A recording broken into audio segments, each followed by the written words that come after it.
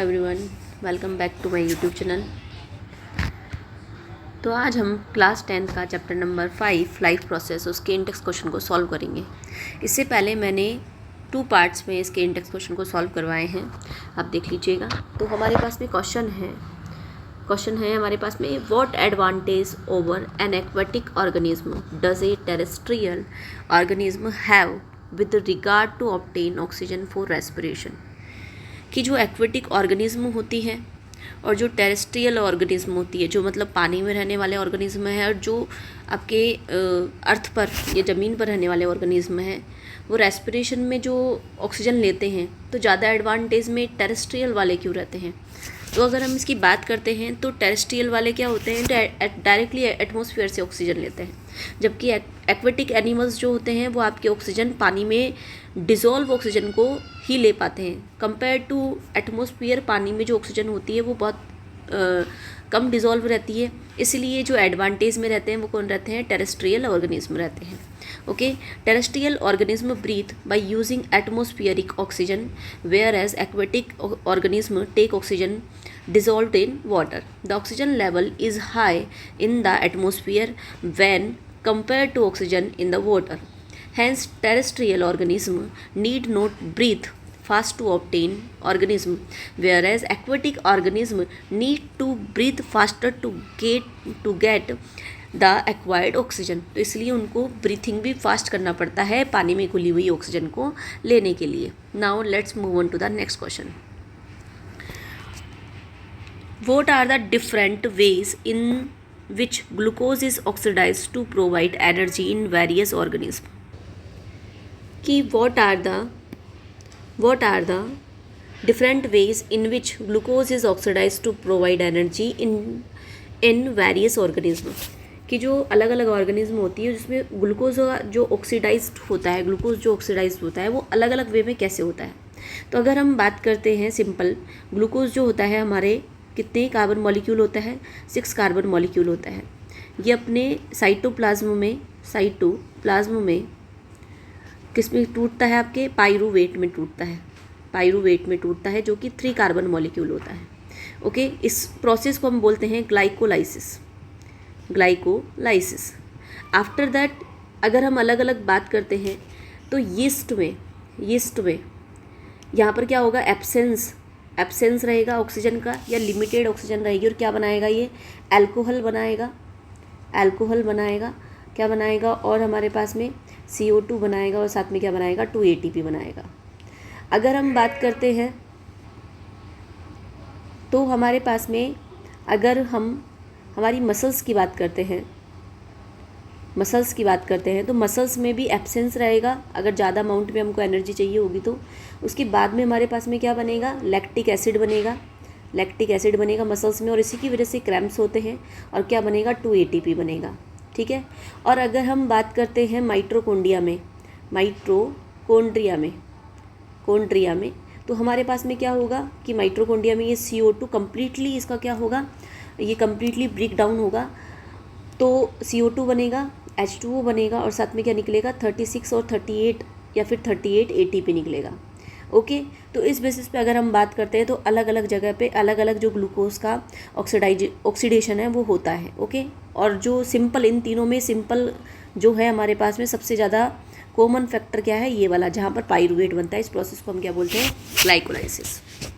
Yes, ठीक है। तो आपको इस क्वेश्चन के जवाब में अगर आप ये भी लिख करके आते हो तो that is also good. Next question हमारे पास में, इस क्वेश्चन है, how are oxygen and carbon dioxide transported in human beings. कि जो ऑक्सीजन और कार्बन डाइऑक्साइड है वो ह्यूमन बींग्स में ट्रांसपोर्ट कैसे होती है। तो ऑक्सीजन और कार्बन डाइऑक्साइड ये आपके ट्रांसपोर्ट होती है बाय ब्लड स्ट्रीम, कि मतलब जो भी ब्लड रहता है वो ट्रांसपोर्ट होता है, उसके साथ में ही ऑक्सीजन और कार्बन डाइऑक्साइड ट्रांसपोर्ट होती है। ऑक्सीजन सेल तक जाती है, जबकि कार्बन डाइऑक्साइड क्या होती है, आपके सेल से आती है, is carried away from the cells. तो इस तरीके से जो गैस एक्सचेंज होगा वो एल्विलाई कहाँ पर, लंग्स में, एंड सराउंडिंग ब्लड कैपिलरीज, और जो एल्विलाई की सराउंड रहती है, कौन रहती है, ब्लड कैपिलरीज, वहाँ पर इन दोनों का क्या होता है, ट्रांसपोर्टेशन होता है। ओके, अब ये दोनों के दोनों ही किसकी वजह से ही इधर एक्सचेंज होती है आपकी, ये डिफ्यूज़न प्रोसेस से एक्सचेंज होती है। Oxygen is absorbed by blood capillaries from the lungs alveoli by diffusion, और जो कार्बन डाइऑक्साइड होता है is absorbed by the lungs alveoli from the blood capillaries by diffusion. तो आपके ब्लड कैपिलरीज कुछ इस तरीके से रहेगी, उसके ऊपर ब्लड वेसल्स लिपटी हुई रहती है। तो यहाँ से तो कौन आ रहा है आपके पास CO2, और इधर से कौन आ रहा है आपके पास में O2। ठीक है, तो यहाँ पर क्या हो गया, O2 का कंसंट्रेशन ज़्यादा है, यहाँ पर CO2 का कंसंट्रेशन ज़्यादा है। और ज़्यादा कंसंट्रेशन से मतलब मैक्स कंसंट्रेशन से लो कंसंट्रेशन की, और किसी भी एलिमेंट या फिर आपके सब्सटेंस का जो डिफ्यूज़न सब्सटेंस का जो भी ट्रांसपोर्टेशन होता है उसे हम क्या बोलते हैं, डिफ्यूज़न बोलते हैं। ओके, तो इस तरीके से ये इधर चले जाएगा और CO2 इधर आ जाएगा। नेक्स्ट क्वेश्चन है हमारे पास में, how are the lungs designed in human beings to maximize the area for the exchange of gases.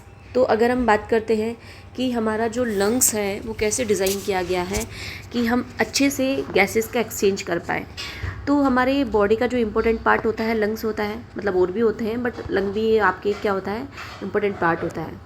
इसमें आपके लंग्स आपके कई ट्यूब्स में अंदर जाकर के डिवाइड रहता है। ठीक है, स्मॉलर एंड स्मॉलर ट्यूब। तो लास्ट में जब ये इसका टर्मिनेशन आता है तो इसमें बलून लाइक स्ट्रक्चर होती है जिसे हम क्या बोलते हैं, एल्वुलाई बोलते हैं। जो एल्वुलाई होती है वो आपको गैस एक्सचेंज करने का सरफेस एरिया प्रोवाइड कराती है, और एल्वुलाई आपके जो एल्वुलाई की सरफेस होती है उस पर बहुत सारा ब्लड वेसल्स होता है, extensive network of blood vessel होता है। जैसे हम ब्रीथ इन करते हैं, जैसे हम सांस लेते हैं तो जो रिब्स होते हैं वो ऊपर की ओर उठते हैं, और जो हमारा डायाफ्राम है वो जो कुछ इस तरीके से होता है वो कैसे हो जाएगा आपके इस तरीके से, ब्रीथ इन करते हैं तो। ठीक है, after that फिल्स up and chest cavity become larger, और जो चेस्ट कैविटी होती है उसमें क्या होता है, मतलब इंक्रीज होता है chest cavity. Because of this action the air is sucked into the lungs. इस एक्शन की वजह से जो एयर है वो लंग्स में भर जाती है, and fill ups the expanded alveoli, और जो एल्व्यूलाई होती है उसमें वो भर जाती है। अब the blood brings the essential carbon dioxide. तो जो ब्लड होता है जो बॉडी पार्ट से आ रहा है उसमें क्या होती है, कार्बन डाइऑक्साइड होती है। तो ये क्या करता है, ब्लड क्या करेगा, ये कार्बन डाइऑक्साइड तो एल्वुलाई को दे देगा, और जो ऑक्सीजन किस में है, एल्वुलियर एयर में है, मतलब एल्वुलाई के अंदर जो भरी हुई एयर में जो ऑक्सीजन है वो ब्लड लेकर के बाकी पूरे बॉडी पार्ट को क्या कर देगा, ट्रांसफ़र कर देगा। During the normal breathing cycle when air is taken in and let out, जैसे हम जो नॉर्मल ब्रीथिंग साइकिल होती है उसमें हम ब्रीथ इन करते हैं और ब्रीथ आउट करते हैं, तो हमेशा एक रेसिड्यूअल वॉल्यूम ऑफ एयर रहता है जिसकी वजह से सफिशिएंट टाइम मिल जाता है ऑक्सीजन को एब्जॉर्ब होने का और कार्बन डाइऑक्साइड को रिलीज़ होने का। तो इस तरीके से हमारा थर्ड पार्ट कंप्लीट होता है। Thank you so much.